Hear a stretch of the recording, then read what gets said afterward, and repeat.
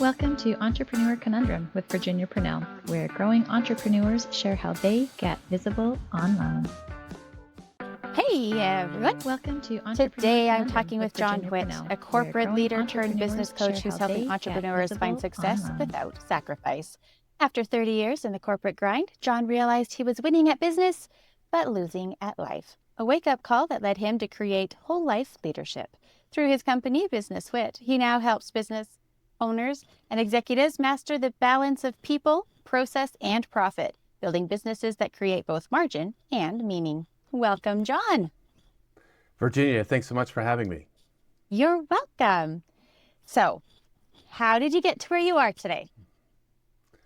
Well, it's a long story, but I spent 30 years in the corporate world, big corporate world, the last 10 of it flying around 5 days a week. That transitioned to my coaching practice in 2010, and it was really due to Great Recession. The company I was working with moved to Dallas, and I really didn't want to move to Dallas. My kids were still in high school, and I had to search around and decide whether I wanted to do something different or go back into corporate, and I chose starting a coaching practice. And really, I love coaching. I had never done business coaching before, but I've coached lots of sports teams, and so building people is, especially youth, which is what I was working with the sports teams, is a passion of mine. And so it really just translated into how do I build people from a business perspective. And I built it from 2010 to 2020 in a sort of a one-on-one networking fashion. And 2020 was a difficult year for me because I went through a divorce and heart surgery. And then we had this wonderful thing called the pandemic. And I decided that I didn't have to stay in Southern California anymore, and I packed everything up and I headed to the Northwest, where I have some family that I hadn't ever spent time with because I lived in Southern California. And up here is where, through the reflection of the travel and thinking about what I was doing and where I was going to go, because it was a little bit, I guess, reinvention time for me. A couple of years there trying to figure out what do I really want to do. Came back to coaching because I love coaching, but also realized that the perspective, when I worked in corporate, it was a grind, it was a slog. And when I shifted into the solopreneur business, I kind of just moved that with me. And when I got up here, I said, I don't want to do it like that again. And the other thing that happened up here is I was introduced to the Portland Rescue Mission, which is a outfit that serves the homeless and serves men and women with substance abuse issues. And I began to volunteer there and realized that there was just a great joy in being able to serve and to give back and to make a difference, in my case, the men's lives, because that's where I was teaching. And so generosity became a focus of my practice, and whole life leadership became a focus of my practice, because my belief is that life's about life. It's not about business. But your business is a wonderful supporting vehicle for the life that you want to live. And so that's where I'm at today. I've got the whole life leadership program, and I teach generosity throughout, because generosity always, always, always delivers better long-term results. Whether you're a leader or working with customers, it's always better. So who do you serve these days?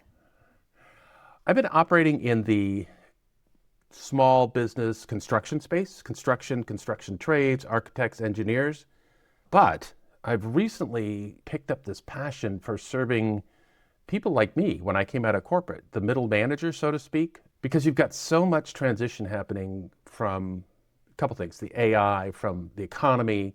It's a difficult spot for the middle manager because that's the space that's taken the biggest hit from an AI perspective.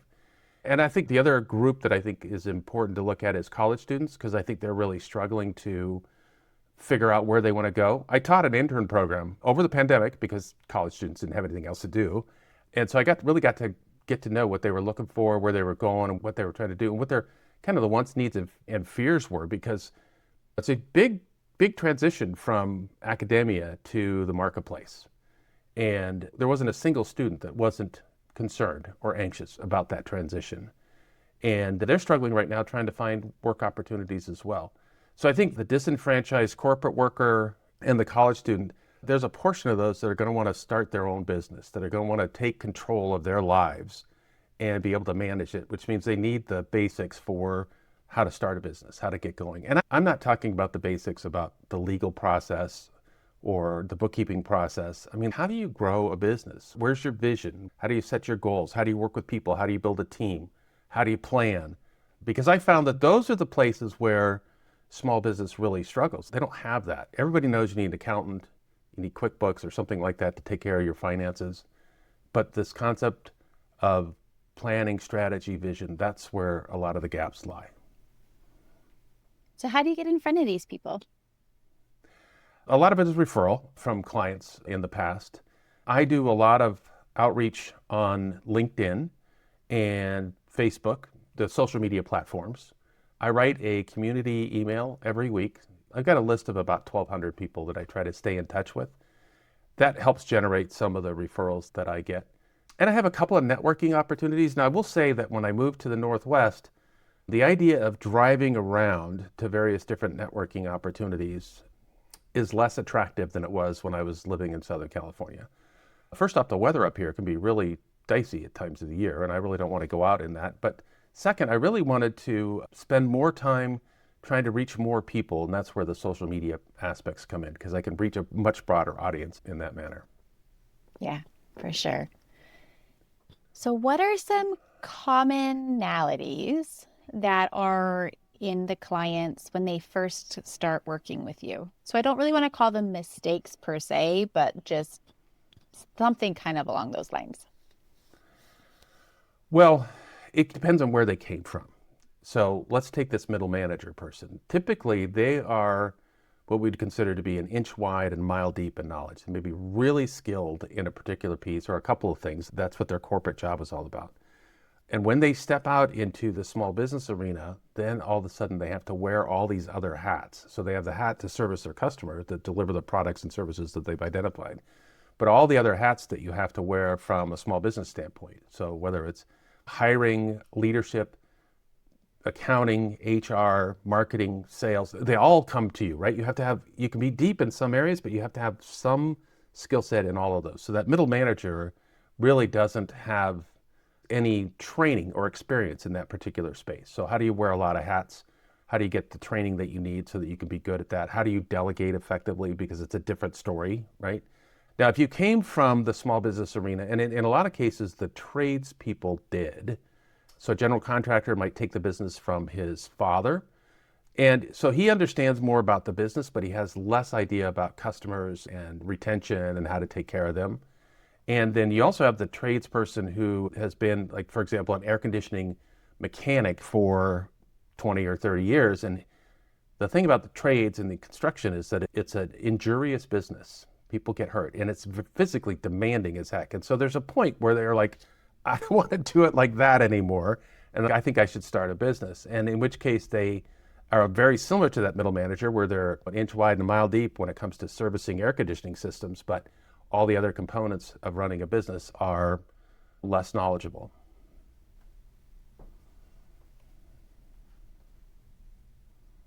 So what big goals do you have in the next year or two? Well, for me, it's really transitioning from one-on-one coaching space to group coaching, group mastermind. I want to be able to reach more people. And so I built the Whole Life Leadership Program as a live event. It's 3 days that I can have as many people as I want join and attend and learn from.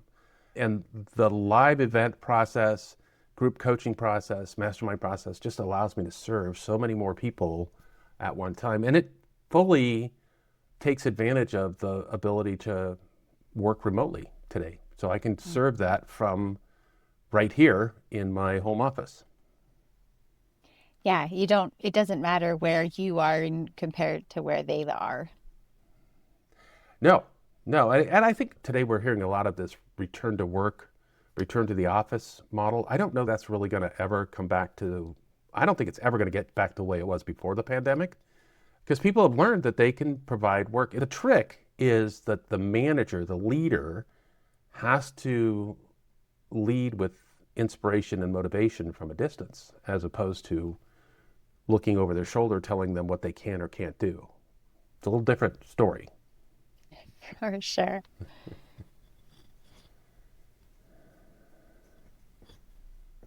So can you talk to us a little bit about your Life Shine generosity coaching? Yeah, so generosity coaching told you my story about Portland Rescue Mission. And that's really where I discovered the generosity component. And the very first day that I taught that class, there was just a great deal of gratitude and appreciation coming from the students. And when I drove home that day, I was just happy. I had goosebumps. It was just like, wow, I got to teach other people how to do this. And so the concept became, how do I teach generosity in everything that we do? So I built and whole life leadership is built like that too. But here's the generosity program starts out with unique identity, right? So who are you and where can you be generous effectively? How do you leverage that? How do you put yourself in the right positions? The second piece is all about relationships. It's all about people. And I think for a lot of, especially millennials and Gen Z, they haven't had the experience working side by side with people and in groups all the time. When I was growing up, that was the only way you could get stuff done. But today, it's a little bit different. So learning how to, what I call win friends and influence people, Dale Carnegie's book, that's a big part of what I teach. And then the other part of it is how to have crucial conversations that have big impact, positive or negative, whatever that happens to be. So those are the first two things, understanding yourself effectively and understanding relationships effectively, and how does generosity fit into that? Where should you be generous to yourself? How do you be generous to others? Once we have those two pieces together, then we take a look at the business and the career. And it's not like it all has to be 100%. It's not totally linear, but we look at the business and career, and then we look at things like clarity. What business are you in? Who are you serving? What are all the things that you need to understand in that space? And then efficiency, because as a solopreneur, you've only got so much time. Then we look at marketing and sales and leadership. So the third piece of generosity coaching is the business and career piece, because it does work for both business and career. And then the last piece is legacy. And when I look back at this is part of my reflection I did when I came up here to the Northwest, and I would love to say that all of my clients have always been remarkably successful. Unfortunately, that's not true. Some have been, and some less so. And the reason why some of them less so is because they didn't understand how to manage and control themselves as well as they needed to, or they didn't know how to interact and relate to others as well as they needed to. And then lastly, if they had a successful business and they were satisfied with where they were at today, and somebody was telling them they should be bigger, that wasn't always enough. Legacy is having a purpose that's bigger than the business itself, bigger than just making money. And so that's the fourth piece of the Lifestyle Generosity coaching model. So it starts out with unique identity, that goes into relationships, then business and career, and then legacy.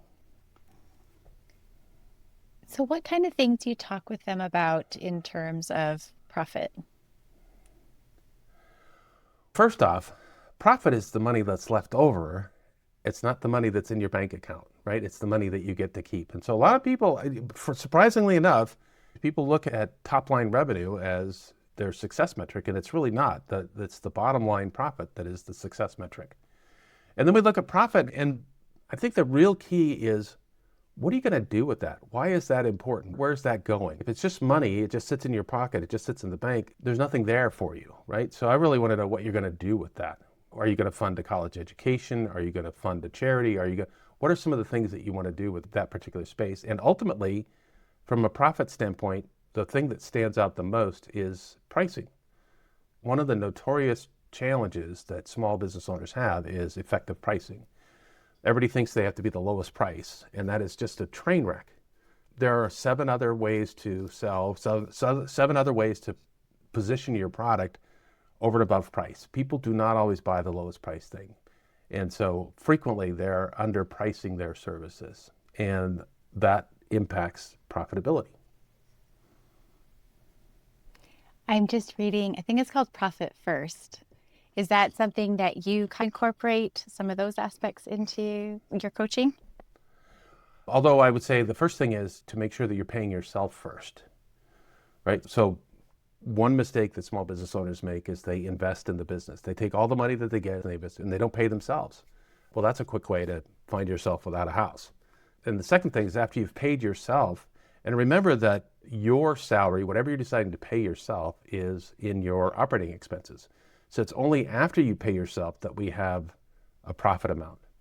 But remember, that's why we're in business. I would say we're in business to acquire and retain customers. But the reason why we want customers is because there's a revenue stream associated with those particular customers. And if we're not making the profit, then we're not getting it right. So we can't just make enough money to pay ourselves. We want to make sure that there's profit left over in the business. For sure. What is the best advice that you have ever received? Oh, boy, there's a lot of advice that I've received over time, but I think it really has to do with clarity. In the world of business, the world of accomplishing things, the world of achievement, clarity is key.